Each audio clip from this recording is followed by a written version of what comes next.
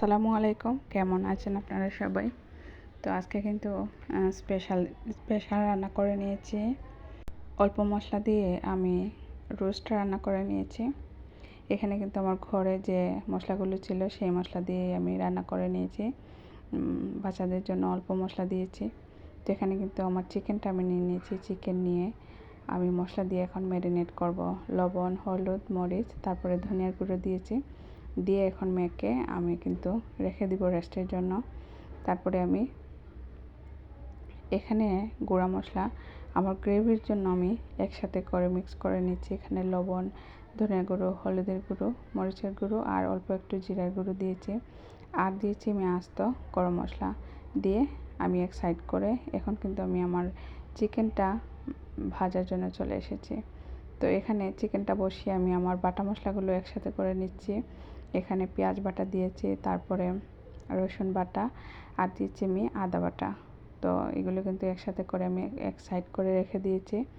আর এখানে চলে আসলাম আবার আমি আমার মাংসটা কিন্তু আমি এখন উল্টে দিচ্ছি।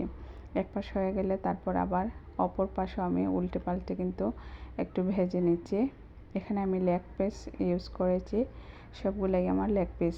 তো এখানে কিন্তু মাংসটা আমি উঠিয়ে নিয়েছি। ভাজি করার পরে মাংসটা উঠিয়ে এখন আমি গ্রেভি করতে চলে এসেছি।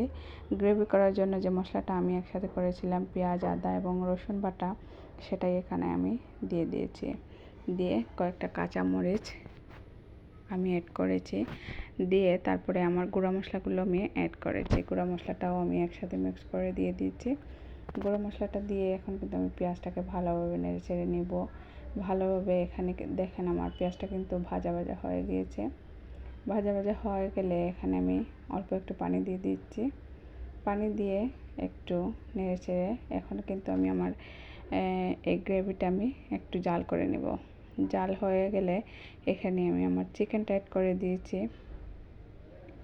চিকেনটা অ্যাড করে এখন আমি নেড়ে ছেড়ে দিব।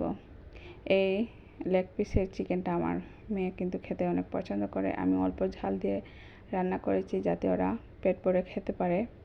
তো এখানে কিন্তু আমি ভালোভাবে নেড়ে চেড়ে চিকেনটা রেডি করে নিয়েছি। দেখেন আমার চিকেনটা কিন্তু এখানে প্রায় হয়ে গিয়েছে বলতে গেলে। আমি আরও 1 মিনিটের মতো জাল করে তারপরে নামিয়ে নিব। চিকেনটা যেহেতু আগে ফ্রাই করা ছিল। তো আপনাদের কাছে আমার এই চিকেন রোস্টটা রান্না কেমন লাগলো অবশ্যই আমাকে জানাতে ভুলবেন না। আমার রান্নাবান্না আপনাদের কাছে কেমন লাগে জানাবেন।